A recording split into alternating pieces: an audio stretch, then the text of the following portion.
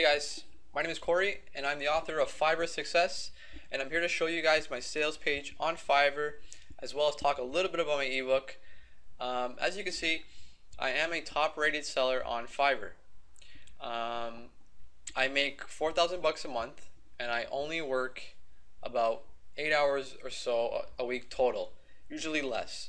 So as you can see, I made over 4,000 bucks this month, and my average selling price for my gigs is $8. This is on the low end. Typically what you'll see is a lot of people who are successful on Fiverr sell about $20 or so average. I'm all about volume, so I try to get 40 or more orders a day, and that's how I make my money on Fiverr. I do sell gig extras, but I only charge $5 for most of them, and I talk about this in my ebook as well. It purely depends on what you're selling. So if you have a gig that you can charge $100 for gig extra, go for it. But in my case, it was all about volume. I'm just trying to sell a lot. As you can see, I only have 3 negative reviews on my gigs, so that's really good. Most of these negative reviews came in the beginning of my Fiverr career.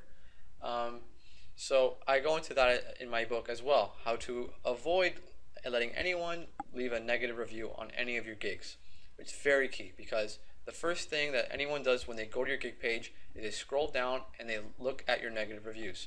If you have none, it's going to encourage them to buy your gig. It's simple as that.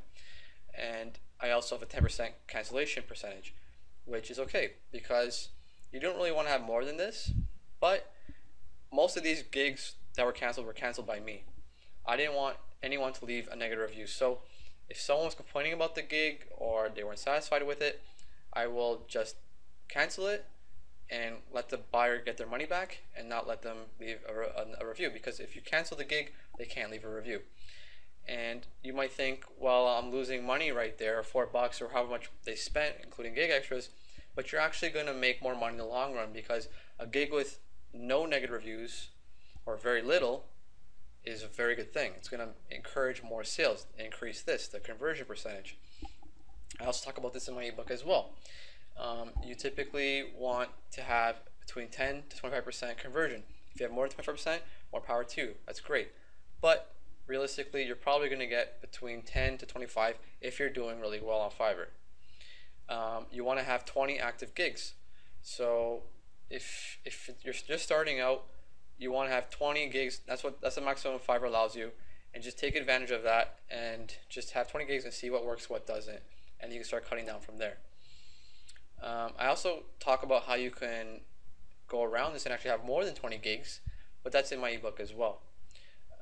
As you can see, I've made basically someone's full-time salary on my 13 months or so here on Fiverr, and I haven't even been working like a full-time employee. I've done less than part-time work even, and I talk about in my ebook what gigs to sell, what gigs are in demand, how to sell them, even how to outsource some of them for very cheap. I also talk about my delivery system, how I maintain efficiency on Fiverr, so I don't want to spend too much money on this, too much time on this site.